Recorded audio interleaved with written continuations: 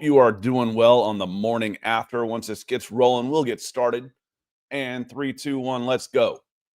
Welcome in, y'all. This is the Falcons Podcast. It is the Monday morning, the aftermath edition on a dark and dreary, wet, stormy Monday morning here in the ATL. It feels like it's about 5 in the morning out there because it's pitch black outside my window. I think that's one of the reasons I'm just a little slower coming out of the gates here today. Appreciate everybody being here. Thanks to everybody for joining the Gut Reaction. A huge episode yesterday. So picked up a bunch of new subscribers. Welcome. Picked up some new members too. If you want to become a member of the Falcons Podcast, support the show. There is a link in the description or basically anywhere that you watch it on YouTube. There's a join button. You can click on that too. We do go live every Monday and Wednesday, but I encourage you to hit the notifications because I post videos during the week, and every once in a while I'll do a surprise Gut Reaction podcast or something like that. Planning on doing another one this Sunday. I don't do them every week because I travel a lot with my son with travel baseball on weekends, but I am available this Sunday, planning on doing another one following the Patriots game. Let's get to it. Speaking of the Patriots, we're going to bring the Patriots back up several times this week, and not for just because the Falcons are playing them this week. We'll get to that one in a moment. Yes, it was an embarrassing loss for the Atlanta Falcons. Everybody that was involved with that organization should be embarrassed for how they showed up yesterday. Players, coaches, owners, everybody. It was an embarrassing loss. And it's not just that the Falcons lost. Their record's not that bad. They're 3-4. It's the way they're losing and who they're losing to in the method that they're doing it. Looking completely unprepared, completely outclassed, completely outcoached. It's a downward trend. And those are the kind of things that you don't have a lot of hope of them getting better. That's for sure. We do go live on Monday and Wednesdays because I like having the conversation. So I want to say I talked for 70 straight minutes yesterday. I want to say hello to some folks here today. Georgia Bully Dog, he was in first this morning. Y'all were in here first this morning. I said it last week. This team feels like it's going in the wrong direction. And if we'd lose to Miami, I'd crash out. Now you're fired up. Sounds like you're still a little pissed off. I've had it with this horrendous coaching staff that's been put together. It's time for Blank to man up and make the call. I'll be pissed if it doesn't happen today.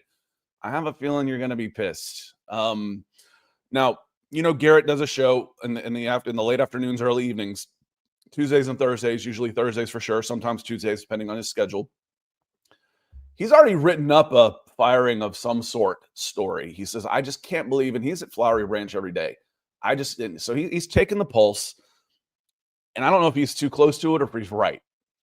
I don't see anything happening. I don't. If anything happened, Zac Robinson's going to have the excuse of we had Kirk Cousins out there. And well, why did you have Kirk Cousins out there? And, no wide receivers and our third right tackle. And of course we were going to look back. Man, injuries happen everywhere. How many teams have the Falcons played already on backup quarterbacks, on missing wide receivers? San Francisco was a good example. All we heard during the Buffalo Bills game was how banged up they were. And look how they turn around and go into Carolina and just curb stomp the Panthers. So injuries aren't an excuse in this league. Everybody's banged up. It's just the way it is. Interesting. This feels like a newer name. Greetings from Germany, from Cash Bag Beats. Greetings from Germany. Rise up. That is cool. So one of the reasons I like doing the morning shows, one, it fits my schedule. Two, we get international viewers every so often like this over across the pond. What are you 6 hours? What? It's 8:43 a.m. here. So what are you going on 3 o'clock over there, or are you still at going on 2 o'clock? That's very cool. John Harrell, thank you for being a member. One of our great members here, and Races That Right. He's gotten his picture. It's very cool. So good morning, everybody. Scott, the fact that nobody's been fired yet is actually absolutely despicable for the fan base, and that falls on Mr. Blank. If it were to happen, it would happen today. It wouldn't have happened yet. It happened mid-afternoon on Monday, but I don't expect anything to happen. I really don't. Y'all know, and I put this in the comments every so often, y'all know I like soccer. I like international football. Man, they change managers. They change head coaches, managers, the way they change their shoes around there, man. You go on a 4-game losing streak, they'll can the manager. It's amazing. They'll swap them out. I don't think Chelsea has the team I root for. I don't think they've had the same manager for 2 full consecutive years since I started watching them in 2012. It's unbelievable how they're close, the new guy, and they lost a bad one on Saturday. So we'll see. I don't expect anything. I really don't. Until the end of the season, that's just the way they typically work. Now, blank fired Quinn, a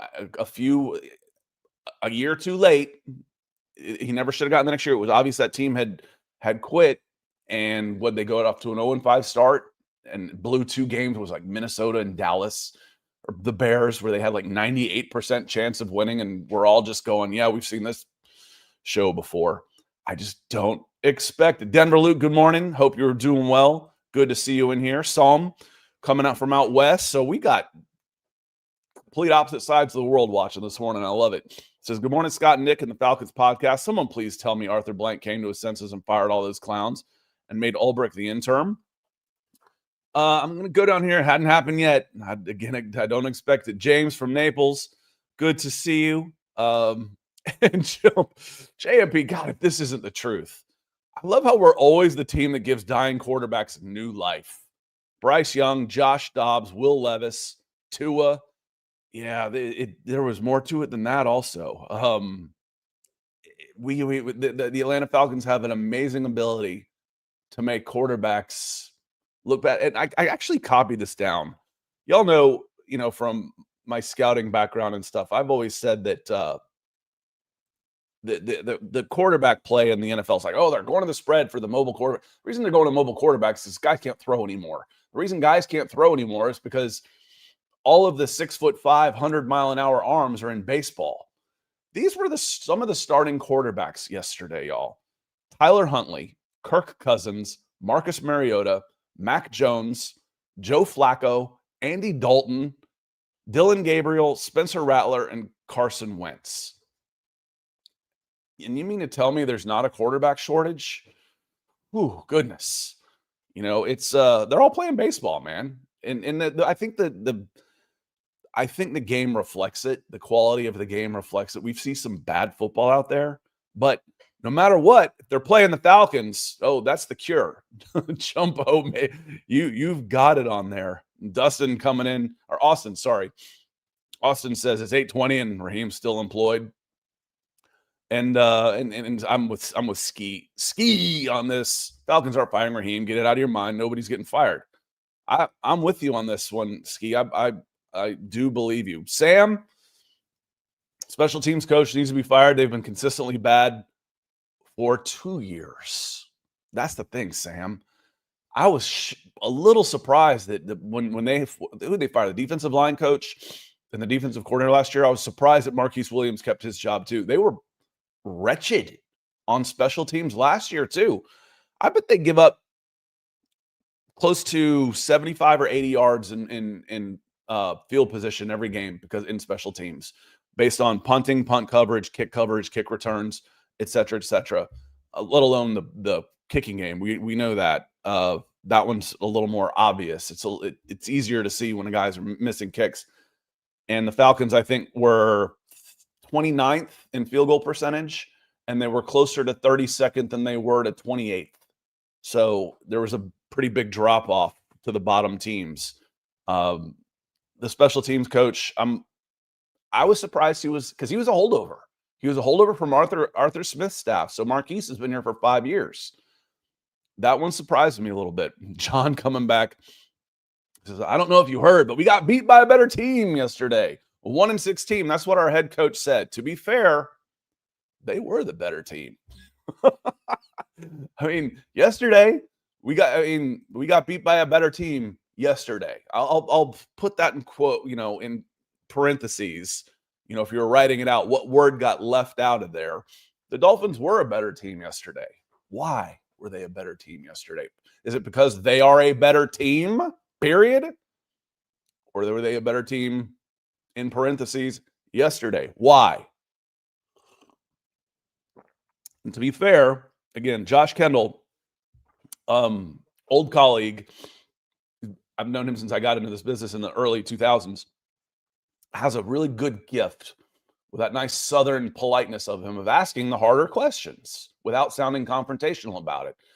And he asked yesterday, well, you mentioned not being prepared. Why is that? Why is your team coming out unprepared?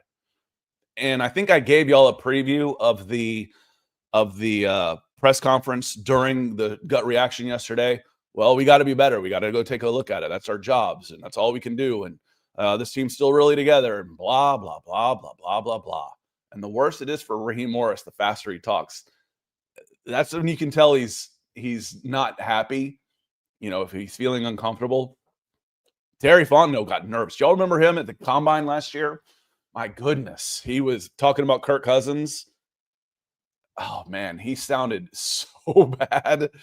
And Raheem gets out there and just rapid fires when he's uncomfortable out there. Yeah, and Georgia's agreeing with you on that one. Want to get into here we go.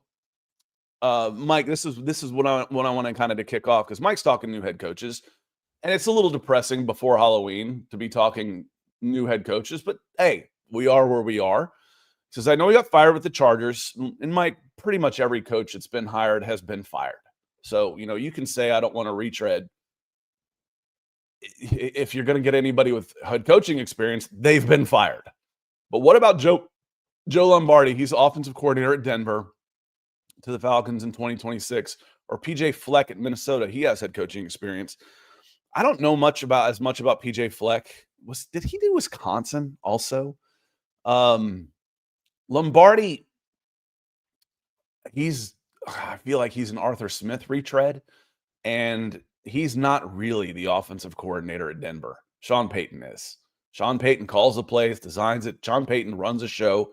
He does work hand in hand with the general manager, but he still is the director of football operations, president of football operations, the boss of football. He answers to the owner, and it may not be technically and the general manager, the other Payton, George Payton. George Payton answers to Sean Payton. If there is a power struggle, I know which one's out of there. George Payton is still there because Sean Payton wants him there. Lombardi, he doesn't call plays. He was really, really poor at LA. I don't think that's the guy. I don't know much about Fleck. But let's go back. I mentioned the New England Patriots.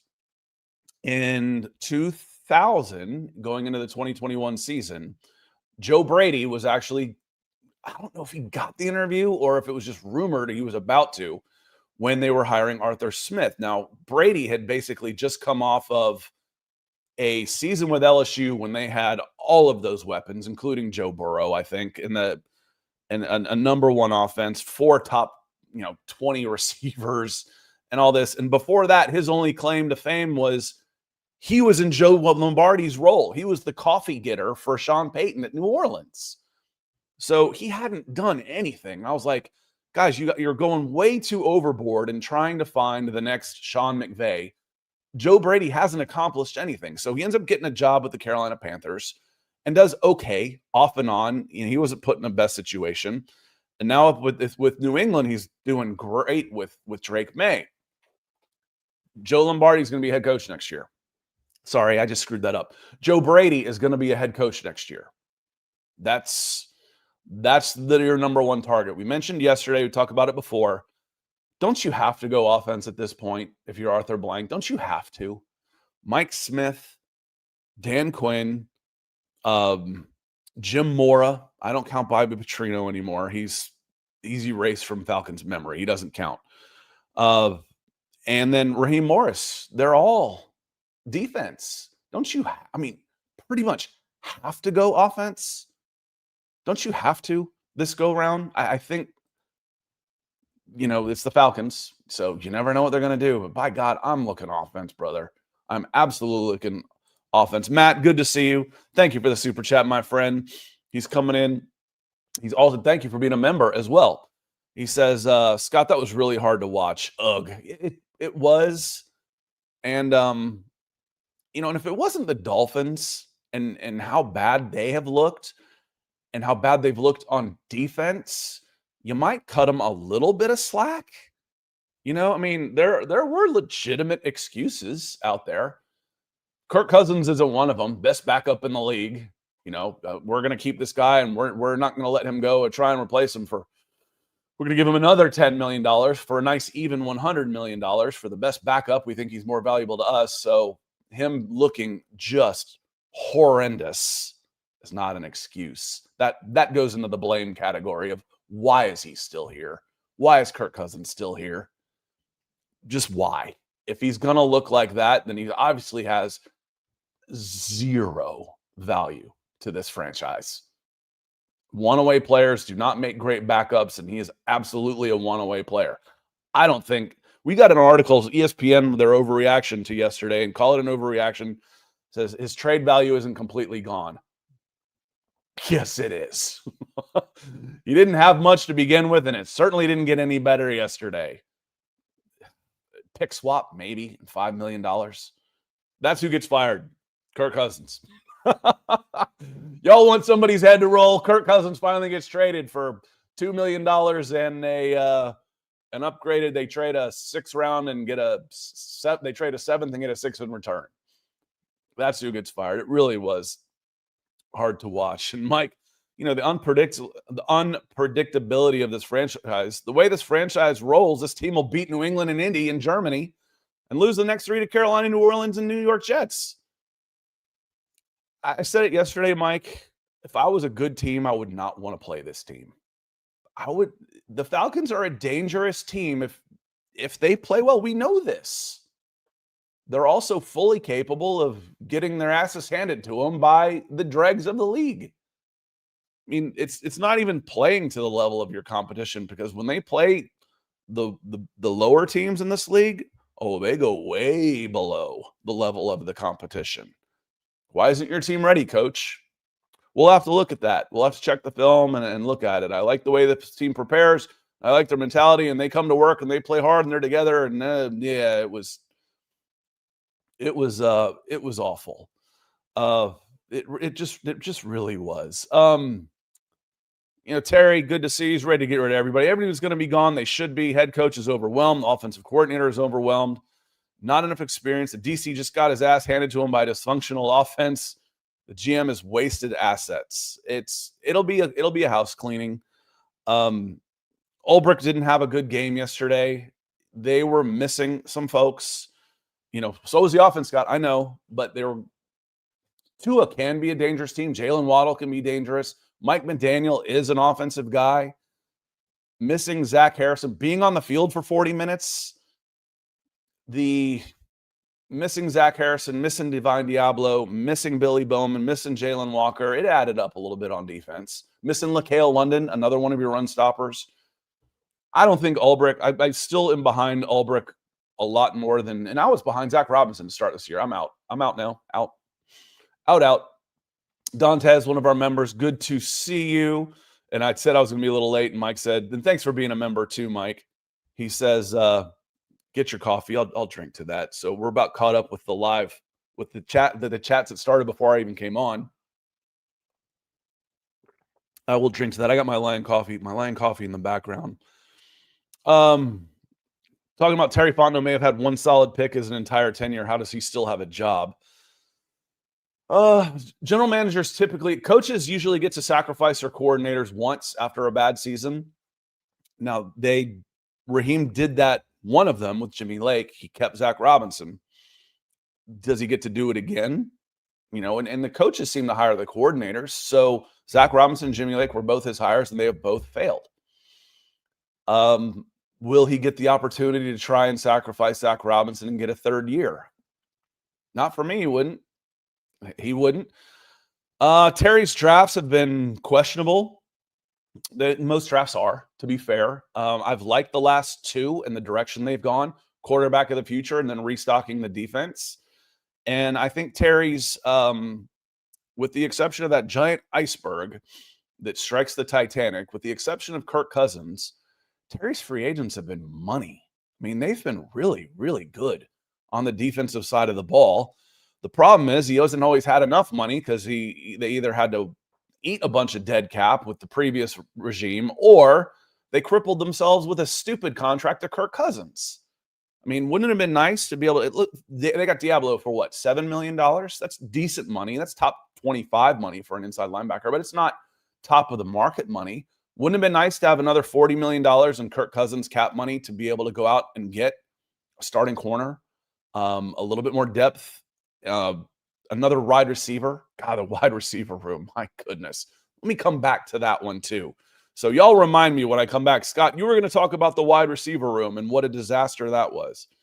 I will. That is something else I want to get to. Terry's like, that's all on Blank and McKay. It's not coming up for some reason. There we go. Rich was a horrible GM and Arthur promoted him. You had Raheem in the building when the Quinn disaster happened. You rehired him. No accountability from the top down. I wasn't completely against the Raheem Morris hire. I wasn't. I'll eat that one too. You know, again, I 15, 20 years ago, there were two guys. I told a lot of y'all this yesterday. I'll repeat it again for some of the people that are here on Monday. There were two young, way in over their heads, brash, cocky, arrogant coaches I just couldn't stand. Raheem Morris at Tampa Bay, Lane Kiffin at wherever he ended up, at USC, at Tennessee, with the Raiders. He was still like 30-something years old and just couldn't stand him. They got humbled. We watched them get humbled. Raheem comes and becomes a pretty good position coach for the Atlanta Falcons, goes out and defensive coordinator for the LA Rams, does a good job, matures. Lane Kiffin takes the FIU job down in, where nobody's watching, and he was humbled, and he's ended up being a really damn good coach. I was hoping that was the path that Raheem Morris would be able to take as well. Hasn't worked out that way. It definitely hasn't worked out that way. And we're going to say hello to my podcasting partner here, Nick Kendall. Nick, how are you doing this morning, my friend? Doing okay. Kid was up from 1 to 3:30 or 4 and kept getting upset every time I left. So I fell asleep on the floor in the nursery and didn't have my phone with me. So Natalie comes in and says, "Hey, isn't it Monday?" Holy bleep. Yes, it is.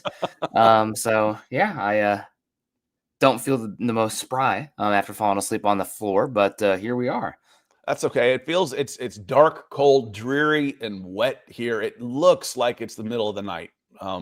You don't have to worry about the sun coming in the window and blocking me in the eye. Hadn't rained in 2 months. Oh, it's going to rain now. It's coming down good. Here, just right straight off the top of your head, because right now, Raheem Morris. I titled this "Raheem Morris and Zac Robinson seats are on fire." There's really no one in here in this chat that I've seen so far that's like, oh, he needs more of a chance, or, the injuries were too much. They're done. So we can have this discussion. Give me your top 3 head coaching candidates around the league, not just for the Falcons, but around the league, just right off the top of your head. I already gave number 1, and I'm sure he'll be in your list. Number 1 for me is probably Robert Saleh, because of how horrible we've seen what's going on with the Jets. Maybe he would keep Ulbrich here. We've kind of liked a lot of the pieces of the defense, and we've seen what Saleh's done with the defense that has just been falling apart this season. And with how terrible the Jets operation has been, I don't think that stink is on him. Yeah, the Jets are a more dysfunctional organization by the Falcons, and then the Falcons, and that's saying something. So I think Robert Saleh is the first one who comes to mind. I've been really impressed with him. I know everybody kind of wants an offensive guy. That's kind of the bias towards it. But I think Robert Saleh is the first one who comes to mind for me that I'm pretty in tune with. I don't know his name off the top of my head, Scott, but I know that he's somebody who's been out there, and I just want the operation right now of the Colts quarterback coach, somebody who's getting some pub right now. And I know it's like not really a secret with the Colts, like best run blocking offensive line with the best running back in football, and you can do a lot. But that's another one who comes to mind. And then, of course, I got all defense, but I mean, I've been really impressed with what Vance Joseph's done in Denver, and I think he can bring over some good people with as well. And because he failed the first time, I know it's kind of Raheem Morris with that as well, but I think he's had his toes with enough organizations that he could bring some good people with. But I'm curious who your number 1 is off the top of your head. And you can tell me why I'm wrong. That's okay. And probably people already have. This would be a disaster. He's, got caught doing whatever. Good morning, Michael Ronquillo, the sunrise. We can use a little sun around here, Michael. So hope you're doing well out in Arizona. And Rudy over on Facebook, good morning as well. I said it was time because he actually was starting to get interviews with, I don't know if they fully brought him in. I can't remember. I thought they did. But he was like 28 and coming out of LSU and was a coffee getter for Sean Payton as Joe Brady. And what he's doing up in New England with Drake May, I think he's going to be the hottest candidate in the offseason. Offense, young, quarterback. I think he's going to be the number one guy out there. It's Joe Brady. He is. I will say after the terrible game plan versus the Falcons, I was a little bit like, what are you doing? But that can happen any week. So, yeah, he's definitely somebody who's up there. That's probably one of the top 3 to 5 candidates. They haven't played the Patriots yet, so we'll see. Yeah. Joe Brady's with the Bills, right? The offensive Bills. I'm sorry. Yeah. So I've screwed that up completely. That's what I've screwed up. Was Josh McDaniels is back with the Patriots? Well, no, wait. Bills. Yeah, Bills. One of those New England teams, the red, white, and blue. I got it totally confused in my head. Yep. So apologies. You have Josh McDaniels joining Mike Vrabel's staff, and we'll see how long that goes. Yeah, and I like Vrabel. That was a good hire. So apologies, Falcons fan. I got my red, white, and blue Northeastern teams completely screwed up. Joe Brady. Yeah, and that changes my whole narrative entirely, because I've always said be careful taking the offensive coordinator / quarterback coach for the guy who has the Superman quarterback. How much of it is Joe Brady? How much of it is Josh Allen? So apologies. I screwed that up, and that's why I like having, Nick here to help keep me straight on that type of stuff, because I did mess that up, and I hadn't gotten far enough down the chat to say, hey, Scott, dummy, you screwed that up. So thank you, Nick. Mm-hmm. No dummy. What was done was the product on the field yesterday. God, ugly. I hate to admit, I have my parents here and family, so I turned it off at some point. Halfway through the third quarter, I did see that you were on Twitter, Scott, but it was an embarrassment, and probably more of an embarrassment. It's hard to say more than embarrassment than the Panthers. It was worse. This one was worse. This was a home game against a team. The Panthers are actually a decent team. You didn't know that at the time, but they're going to hover around 500 for most of the year. This was a 1-6 team that had just gotten buried by the Cleveland Browns of all teams. Their coach is pretty much, a lot of surprise, their coach is even still there. Their weaknesses match up with the Falcons' strengths perfectly when it comes to game planning. This was worse. This was easily worse. So it was. And I had what we learned at 1,000 words written by mid third quarter. I was just waiting to fill in the final numbers to see how bad it was going to be. They finally got their first down they finally converted their first third down on blank. I had to wait for that one because it was a 3rd and 1 with 14 minutes left in the fourth quarter. I had to wait on that. I had to wait on the final score, et cetera, et cetera. Good morning, Adam. I hope you're doing well. He says the game plan, again, was deplorable. Bijan ran the ball 9 times. I'm so tired of this organization. It continues to fall on Arthur Blank with his poor hiring decisions. Yeah, and oh my God. Do y'all remember him and McKay getting up there after they fired Arthur Smith, smugly saying how good they've done hiring coaches? Holy read the room, old dudes. Wow. That was one of the – and the thing is, we never saw Rich McKay again. Oh, man. William says, Zach is the main problem. Kirk isn't Cousins of old. Yeah, it's – I had somebody say, y'all were in here blaming Michael Penix last week. No, we weren't. The blame is, again, this isn't binary. Nobody's perfect. Michael Penix can have a poor game, and Zac Robinson can be a bad offensive coordinator. Both of those are true. I promise you, Michael Penix doesn't think he played perfect. Michael Penix is a young quarterback who has things he needs to improve on. That doesn't mean that this is all Michael Penix's fault. Hell no. Of course not. No. He needs to be put in better situations. He needs better weapons around him. He needs a better right tackle. And he needs to then develop, because right now is not the finished product. So it's okay to say, well, Scott, what does he need to develop? He needs to get better under pressure. He needs to get better reading defenses pre-snap. And he needs to be put on the move more. That falls on the offensive coordinator. I want to see some bootlegs, some waggles. Move the pocket around a little bit, for God's sakes. Yeah, it's a very volatile team. It's pretty hard to believe this is the same team that had the Bills at home and looked like they did, and then have an output like that versus the Dolphins. But a game like that, to me, comes down to coaching. When you are that not dialed in and erratic, bipolar, I mean, whatever word you want to say. I know that you had a lot of guys out in this game, but like you draft these superstar players to have easy buttons. That way, you can spam those when you need to. I just don't. It's not coherent at all. It doesn't make any sort of logical sense. I mean, I know the game kind of felt like it snowballed on you pretty quickly, but this was a Dolphins team. I mean, they've been rather simple to scheme against this season. And heck, I mean, maybe you got their best punch this entire season. I don't know. Maybe they'll turn it around. But this is a tough game, and now you got the Colts in Berlin, and then the Patriots. I mean, Patriots first, and then the Colts. Oh, it's Patriots first, and then Colts. Okay, but this can spiral at this point. So we'll see what happens from here on out, and we'll find a lot of the chutzpah and balls of this team too, because this is one where after this, like we said at the Panthers game too, like lay down and die or respond. Again, we still have half the season left. You still got what you want to fight in front of you. Technically, mathematically, it feels hard to say that after a game like that. But Scott, I live by it. Not too high, not too low. I came in here as a wet blanket with the Bills game, being like, that's just one game. You never know. I'm going to say the same thing right now. I said after the Panthers game too. You can come back and you can beat the Patriots, and oh my gosh, just when I thought you couldn't get any lower, you do something and completely redeem yourself. So that's here's the thing, though, Nick. We'll see, but I understand the belief. Yeah. Here's the thing, though, Nick. The up and down nature of this team is a symptom of a bigger problem, and that's what Falcons fans are feeling right now. The inconsistency is a symptom of a bigger problem, and they can never get where they want to go because of the bigger problem, which is the organization itself. For the most part, a lot of people want to just say Rich McKay, Arthur Blank, but they're Arthur Blank's not firing himself.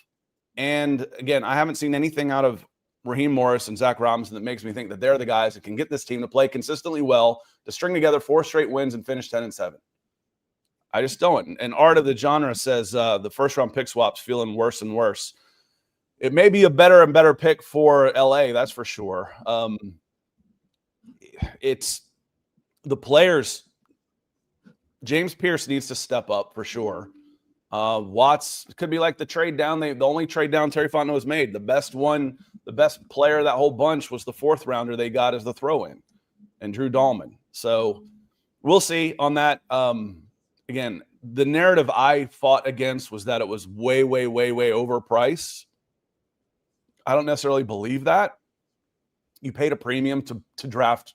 You paid some interest. You did pay a premium to move back up, but it wasn't too high a premium, swapping a second, a third, because you can't go into the season saying, "Oh, this could be a top 5 pick," or else you're fired already. Those guys are already gone, which could be one of the problems. You can't let that guy make that trade if he's on his last year anyway.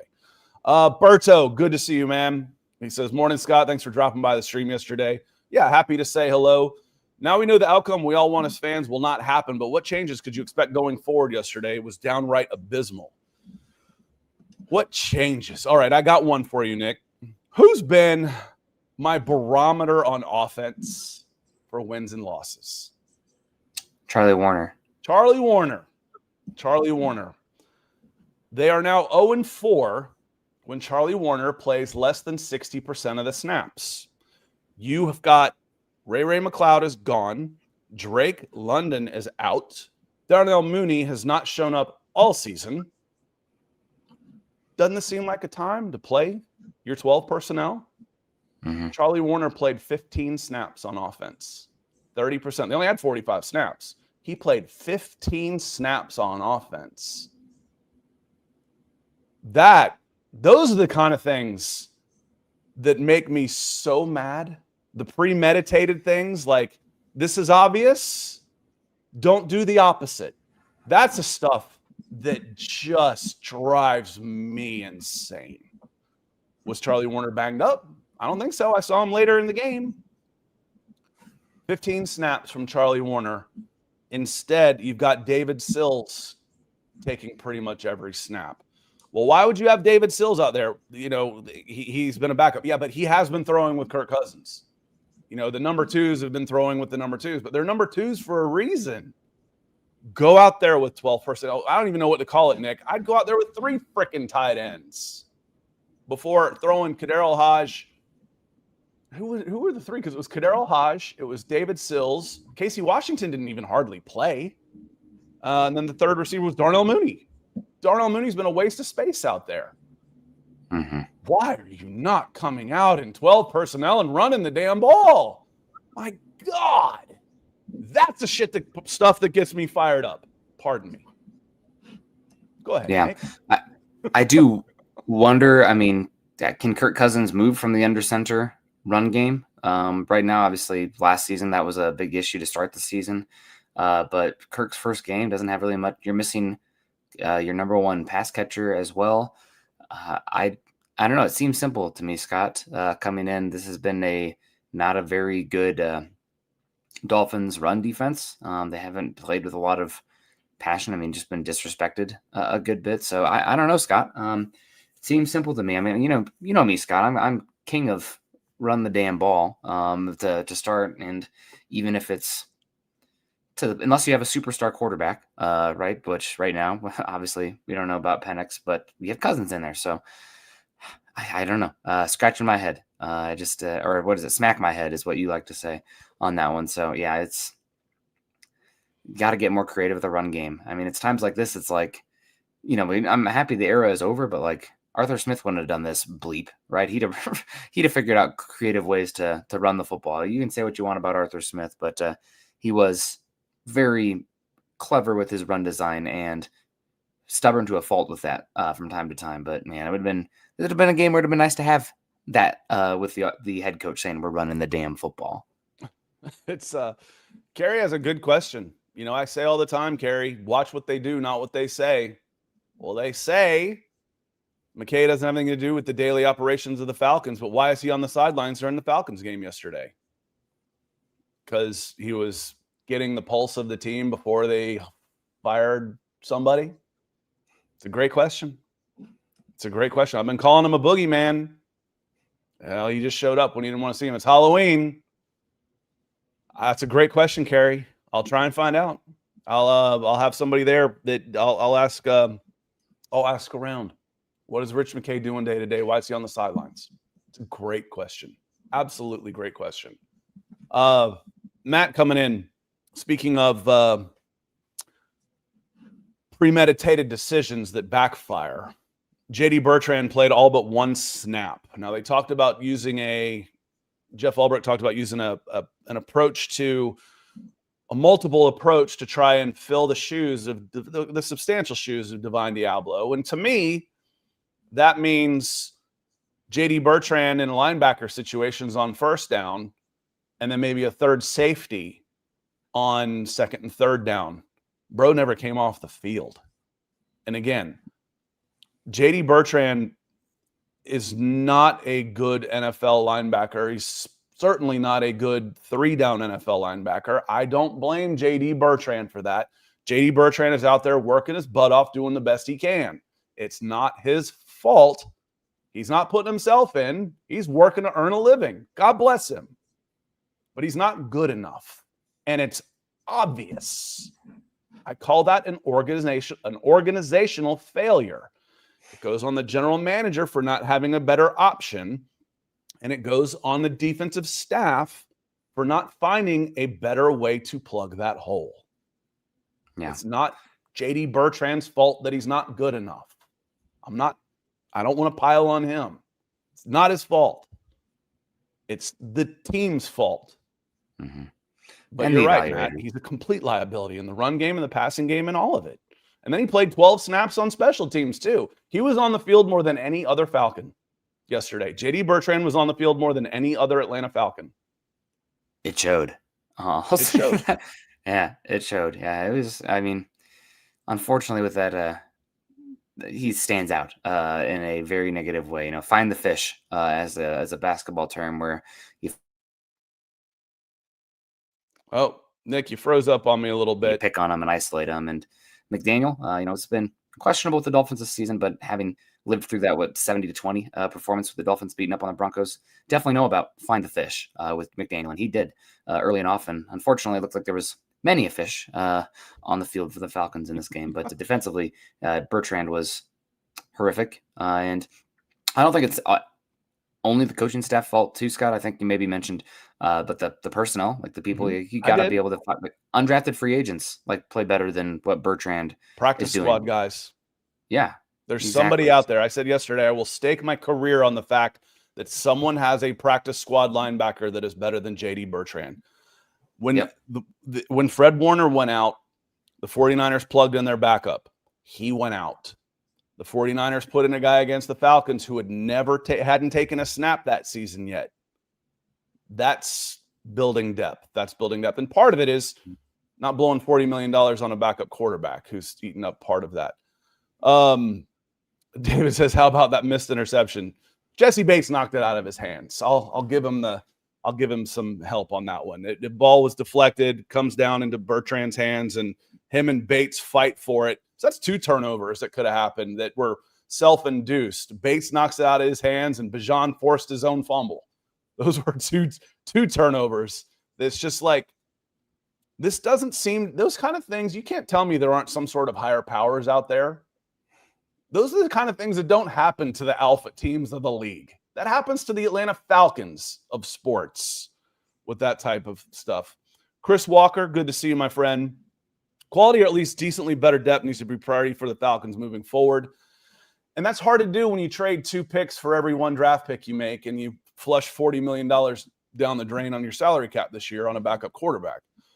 Hopefully our salary cap situation will allow for that. As long as we can get people who can coach and identify and evaluate talent properly, we'll have people in place to do that.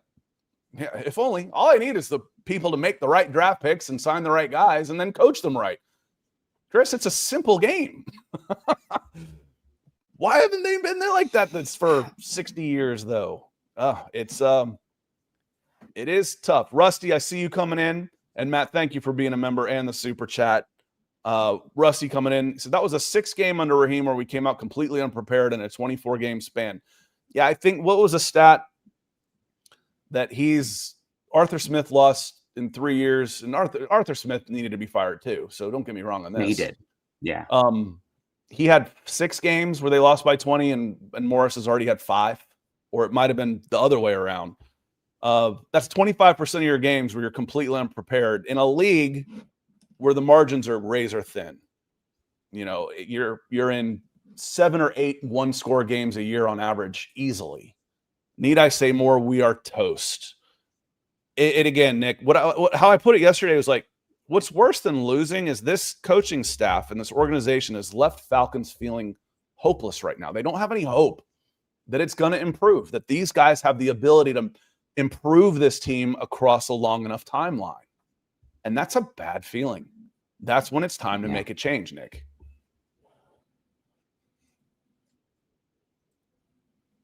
Yeah, you're on a pretty good delay, Nick. He gets the season. Yeah, he gets a pretty good season. So he gets a season for me still on that, Scott. But, I mean, we're on thin ice. I came in through that Panthers game. After that Panthers game, you know, fire and brimstone, saying, like, this feels like it could be it.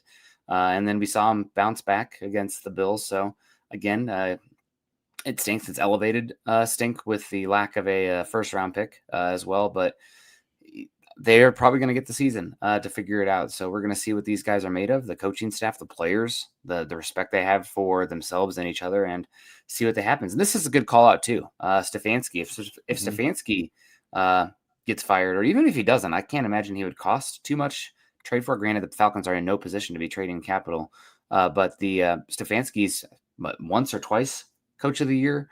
He brings a pretty good operation with him as well. Now, granted, he wants to run more of that under center stuff, which they are not trying to call with Michael Penix, it seems a lot. But yeah, Stefanski is a good name to keep an eye on. The thing with Stefanski, though, is he's probably going to have close to his choice if he does get fired, Scott. Maybe he wants to take a year or two after dealing with the Browns. So, but this is a good call out, Jerome. Thanks for this one. Yeah, I saw this yesterday, and Jerome, I agree with you. To me, Kevin Stefanski is a lot like Vrabel. I thought Vrabel did a good job. Sometimes good coaches can run their course in a place. I think that happened to Mike Smith. Mike Smith was a good coach. I was really surprised. And I don't know if he was just old or whatnot, but how he didn't end up getting another job. Say it with me, Mike McCarthy. This is the move. This goes back to dysfunctional ownership again. How much different? This is actually a really good question. Is Arthur Blank another Jerry Jones with a bigger heart as far as running his team? I don't think he's. My initial answer to that would be no, because I want to say, all right, McCarthy didn't do all that great in Dallas, but that's a dysfunctional situation. Is it much better in Atlanta with Arthur Blank? Yeah, I don't think Arthur Blank is nearly as meddlesome. I mean, Jerry Jones is the freaking general manager by title, for goodness sakes. So he's definitely a better owner to work for than Jerry Jones, I would think. I don't think he's as erratic as Jerry Jones, where he takes things like personal, like the whole like Micah Parsons things felt personal. And I think that it's the opposite end of the spectrum with Arthur Blank. Now, granted, he's very involved, but he's super loyal and methodical, Scott. I think honestly the ownership that he compares more to is the Maras with the Giants, who are well established family, very involved, but like super duper loyal to the system. It's not the bleep show where it's everybody coming out of the clown car that you have sometimes with the Cowboys, definitely with the Jets and the Woody out there. But it's I don't know. Arthur Blank seems like somebody you'd want to work for, but maybe more on like the Giant business side of things versus the zero sum. Somebody wins, somebody loses. Which I'm not a businessman. Maybe it's that way in Wall Street as well sometimes, Scott. But I don't think Jerry Jones is the comp. I think it's more than Maras. And Eddie, appreciate the stars over there. And I ripped into the process, the culture. And again, I'm not saying Bill Belichick should have been hired. But the reason why you don't hire him is we're afraid he'll upset the culture. You're 8 years without a winning season, fellas. Ladies and gentlemen over there in Flowery Branch, culture needs to be upset. This isn't a public employee union. You don't have a job for life. You actually need to get some results. Theoretically, the culture needs to be upset. And I said it, and I really didn't mean to use the pun, but it makes sense. Some feathers definitely need to be ruffled for the Atlanta Falcons. The culture is broken right now. It's comfortable and it's losing. That's the culture. 8 seasons without a winning record. That's the culture. Nick, I said this, 5 years is a lifetime in the NFL. Can you even picture what you've got going on a 2-year-old? Can you even picture your life before that? How long does those 2 years seem like to you? What does 2 years ago seem like to you? It seems like a different person. 8 years is a lifetime in the NFL. It's time to upset some folks. What the culture ain't working. And if you're going to hire a guy because you're afraid he's going to upset the culture, you get what you deserve. You do. Well, one positive I will say about this is that you were out a lot of players, and the big hope for this team still long-term, Penix becomes a top 10 quarterback, and you still got time to figure that out. And luckily, the stink of this game doesn't fall on him. So you do have some reason to hope for on that one. You do have pieces in place offensively that you should be able to lean on. So it's not all doom and gloom, but it does feel like this is another season down the drain. Now, granted, you string together 2 wins nobody expects, and we're back on the mountaintop. That's just the nature of the NFL. I wouldn't bet on it, Scott, but yeah, I mean, did you see yesterday the wheel of parity was completed, where every team has beat every team in the circle? So anything can happen in the next 2 games. So we'll keep tuning in. We'll keep hanging out. We got Lance coming in, joined late, so I've discussed. Even more annoyed, we gave Kirk Cousins free $10 million for 2026. Good future player we could have had. I was on the show many times, Scott, in the offseason, be like, I don't know what they're waiting for. Cut your losses, cut him. You think you're going to get anything for him at this point? I mean, I'd rather have the money and just eat it. I'm biased because what I saw the Broncos do, and move on from it. But I don't think there's any sunk cost at this point. Oh, and the idea is like, well, you'd have to. It was just an extra $10 million, as Lance said. And thanks for the super chat, my friend. Become a member. We'd love to have you.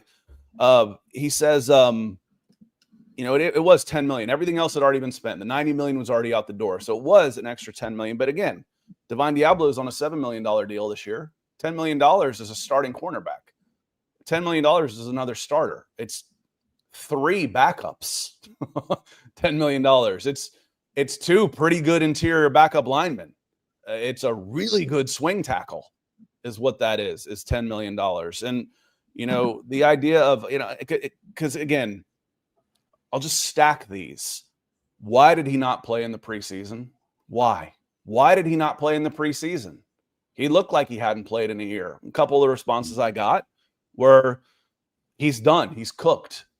The playing in the preseason wouldn't have mattered. Then why are you giving him another $10 million? Yeah. Yep. There is no, as I've said for 2 years now, there is no good answer to this. It's bad. And they just keep shoveling more crap on it. And it keeps getting worse. Luckily, it's almost over.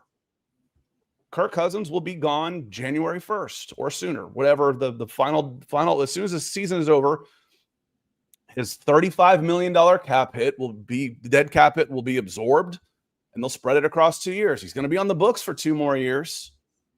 But golly, since the minute they signed him, they've mishandled the situation. It's been one bad decision after another, starting with signing him. They never should have signed him, ever. And they definitely shouldn't have kept him around. No. What was the name I threw out, Scott? Sam Darnold? That'd be, who knows what that would look like. Smith. I mean, not Geno Smith. Who am I thinking of? Jacoby Brissett. Anybody. Yeah. I mean, grab a decent bridge and draft your quarterback. Yeah. So be it. I do need to run over on the Broncos side of things. Yep. Appreciate you stopping by. I'm going to finish up with some of the conversations here. I will not see you tomorrow. I have softball banquet for Johns Creek High School, so I will not see you tomorrow, but I'll talk to you later today. Appreciate you stopping by. Have a good one, everybody. Jeremy, good to see you. Jeremy says, thanks for the super chat, my friend. Become a member. Love to have you. He says, it's still too early to talk about head coaching candidates. No, we've hit on that already. Also, fire Zac right now. I totally screwed up the resume of Joe Brady, but I think he will be a head coach candidate this year. Buffalo Bills offensive coordinator. That brings me to another thing. I've been interrupting myself, and I'll come back to this. You guys think I interrupt Nick a lot. You should hear the voices in my head, for God's sakes. When I did the Bills podcast a couple weeks ago, I was talking about, the matchups, this and that. And, I'm like, listen, this Falcons team, they're a dangerous team. You don't know who's going to show up. And the good Falcons showed up, and they pretty much dominated the Bills.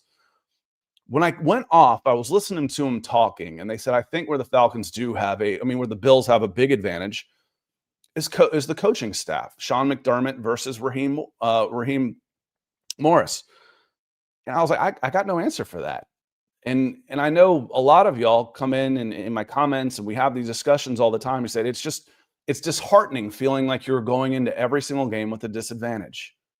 And it is. And I can't say you're wrong. Not a whole lot of people would right now. There's a lot of pundits out there that are poking at the team the way it's prepared, at Zac Robinson. Golly, between Saved by the Bell, I'm going to call him Zach Morris, and then I call Raheem Morris. I call him Raheem Moore all the time. It's a bitch getting old. You guys can start calling him Zach Morris just as a joke. I didn't do it on purpose, but Saved by the Bell is the offensive coordinator. No, it's not too early to talk about head coaching candidates, Jeremy. And Nick came up with 3 a little earlier in the show. He said Robert Saleh is proving again why he was a head coaching candidate to begin with, now that he's escaped New York, another movie reference, because the Jets are dysfunctional.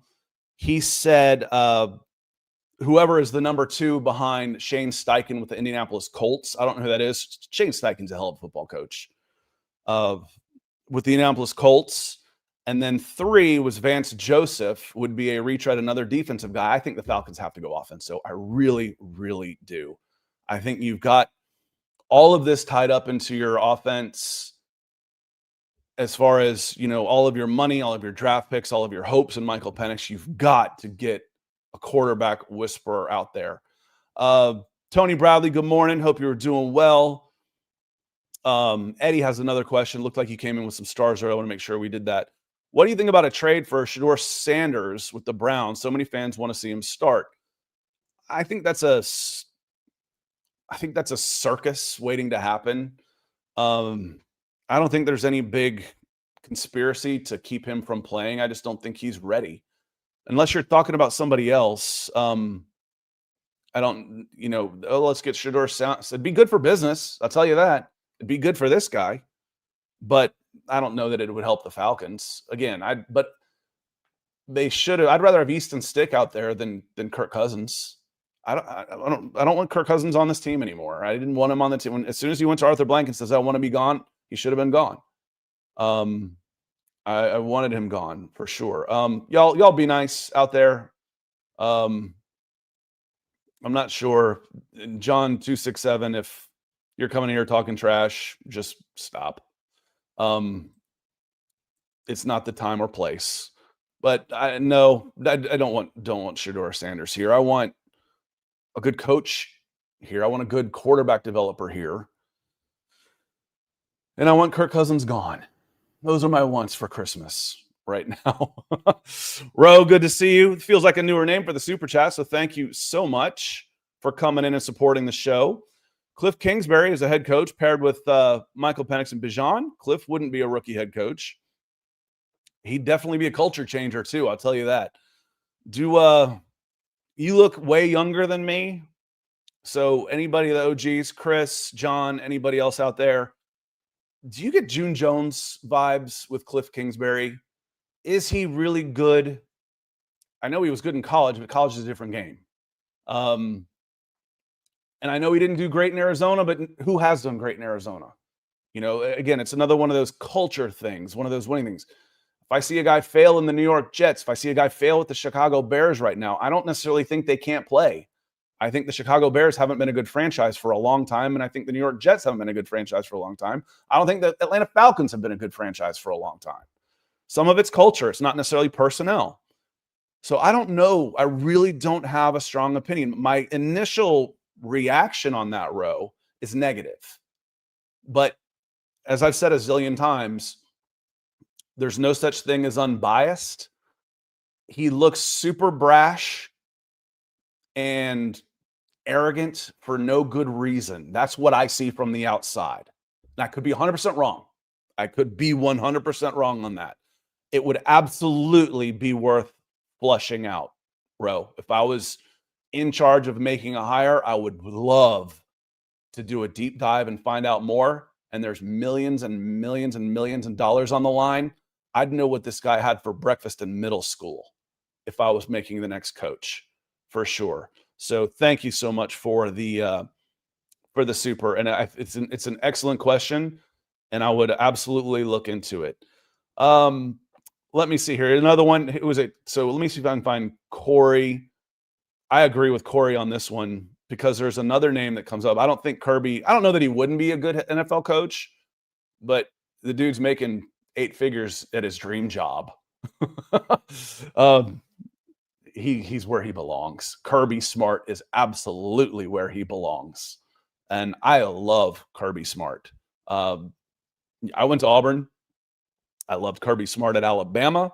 I love him with the Georgia Bulldogs. I'm nothing but happy for the success that Kirby Smart has had because he is genuinely a good person. And I love the dude. I'm just thrilled to death for the success that he's had. And I'm thrilled for all my Georgia fans and neighbors because they're being led by Kirby Smart. I love the guy. But you did also mention, where'd it go in here? You mentioned Todd Monken. Brian Flores, Jesse Minter. I don't know much about him, and Joe Brady in there. And you mentioned Todd Monken as well. I haven't followed. I know he was the wonderkind at he did great with Georgia. I don't know how much he's been doing. I've seen his name come up a few times. But Larry coming in, thank you for the super. He says you can tell by the locker room, you can tell by players the locker room is gone. I don't know, and somebody asked one of the older guys who's not as nice as Josh. asked him about, and actually it might have been Terrence Moore.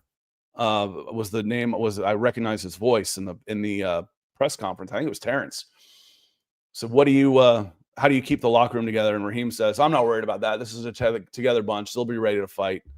They ready to fight for Kirk Cousins? That was one of my concerns. They ready to go out there and fight for Kirk Cousins as their starting quarterback? I don't know. I know a lot of us are I know a lot of us are out. And Matt says, watch blank hire my least favorite coach, Sarkisian. He's number one on my list of people I dislike in the sporting profession. He's number one. You mentioned in there, somebody mentioned Charlie Weiss Jr. I thought that was a nepotism hire. I like to, it's hard not to talk about privilege when you see guys like this get hired for not doing anything. But hell, Charlie Weiss Jr. seems to be a better coach than his dad. That's for sure. Blank hire. Just don't even speak this into existence. I'm going to send you your money back, Matt, and we're going to erase this from existence. Sarkisian. Good God. It would definitely change the culture. That's for sure. If he was the head coach, that dude is the University of Texas a step up from the Atlanta Falcons? Because that dude still falls up everywhere he fails. He just keeps falling up. Terry coming in and said, Scott, if I'm Auburn, I hate to say it, but it's been a long time for Tech, but I'd fire Freeze today and make Brent Key say no to a check of his lifetime. Yeah, Freeze is on borrowed time. I feel like I'm watching the same team on the weekends. Y'all know I've got the Auburn site too. I feel like I'm watching the same team. Auburn, there's so many similarities between Auburn and the Atlanta Falcons right now. It's absolutely ridiculous. It's absolutely ridiculous how similar they are in their failings out there. And Rashad, I agree with you. I'm ready for an offensive head coach. I'm not in on Matt Nagy. I see that one, Alberto. Chris has a good question.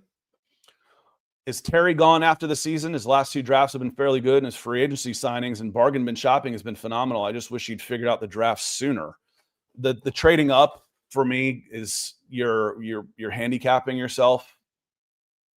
You need more good players, not fewer. You're not one player away in this spot, and it seems like at least twice a draft cycle they're trading two players to get one. I'm not a fan of that. And it seems like the last two drafts have been good, but it's too early to really tell. Michael Penix hasn't really proven anything to this point. We like what we see. We like the Jalen Walker pick, but hell, we haven't seen him in a month. We haven't seen Billy Bowman Jr. in a month. James Pierce Jr. hasn't done much yet. That's not to be unexpected for young edge rushers. Brandon Dorlus, you basically use a first-round draft pick on Rook Orororo. He's been okay, but has he been worth a first-round pick? Another trade up? But I do like what I've seen from the last two drafts for sure. It's filling holes on defense. The players have been contributing and getting your quarterback of the future. The early drafts were poor. And, from top to bottom, it's like, oh, you got Bijan Robinson, you got Drake London. You're drafting in the top 10. If you don't get a good player in the top 10, you should be fired. You're not supposed to draft in the top 10 4 years in a row. You're supposed to get out of the top 10. The fact that you're still drafting in the top 15 for 5 straight years is an indication that you're not a successful franchise. But yes, they'll clean house, Chris. If this team has another losing season, again, this is how I always try and put it. Well, it's not Terry's fault. It's Rich McKay's fault. That doesn't matter. Rich McKay is above Terry Fontenot and Blanket. Blank's not going to fire himself. If I walked into the office and said, here's my 6-year plan for a winning team, I never would have got the job. So why should I keep my job after 5 losing seasons? You don't. You just don't. Yes, Major, that feels like a newer name to the Super Chat rankings. Great to see you. Thank you for the support, my friend. I certainly appreciate it. Go get Bill Belichick or Mike McCarthy. Bill should have had the job anyway. He would have been more successful here than he was at North Carolina. Speaking of guys, the polar opposite of guys. Kirby Smart is a relationships guy. He's a hell of a defensive coach, don't get me wrong. But Kirby Smart is a relationships guy. That's what you need in college. You need the college guy to bring people into your program. You need to recruit and be at a place like Georgia where you got the money to do it now. Bill Belichick is not necessarily a relationships guy. He's more of an X's and O's guy. He needs help on the personnel side. He needs a place where you can draft, offer money, and sign contracts and make somebody come play for you for the first 5 years of their career because of the draft. Bill Belichick has no business being in college. I'd rather have Mike McCarthy than Bill Belichick, specifically just for the age. I don't want Bill Belichick here in Atlanta. He's done. Speaking of another circus, it's not quite on the level of the Jerry Glanville circus, but it's not far off either. I'm with you I'd be okay on the Mike McCarthy one. Again, how dysfunctional are the Dallas Cowboys where you can put some of that on Mike? He was super successful with an MVP quarterback, that's for sure. But what's Mike McCarthy? What was his floor with the Cowboys? And he was a head coach for 18 years. He was 84-49. He had a 583 winning percentage with the Dallas Cowboys. So this failure of a coach was 6-10 his first season in Dallas. That was 2020. That was a COVID year. 12-5, 12-5, 12-5, 7-10, and fired. And if anybody in here says, oh, well, you can get to the playoffs and just flame out, smack them. Wouldn't it be nice to have 3 straight 12-5 seasons and flame out for a change? What's that like? I remember what it was like because everybody gave Matt Ryan hell for that. Those were the golden years of Falcons football. Get to 12-5 before you start worrying about, oh, he can't win the big one. Falcons haven't played in a big one in 10 years. Let's get there. Thank you, Trucker Mike. Hope you're doing well. If you're out on the road, I hope we're helping to pass some miles for you and you're getting lots of clear sailing and not wasting your time in traffic out there. Hope you're doing well. I'm good with Mike McCarthy. Again, another offensive guy. I think he was calling his own plays. He had Kellen Moore for a little bit. Matt Ryan on here. Fans despise Matt. Tommy Tuberville had a saying that says you'll lose 10% of your following after every year. And again, sometimes coaches, sometimes players, they can just run their course. And Matt Ryan had run his course in Atlanta. He is arguably the greatest Atlanta Falcon of all time. And history will be much kinder to Matt Ryan than a portion of Falcons fans were during the last quarter of his career. It'll be good. And 1, 2, 3, 4 P-bomb.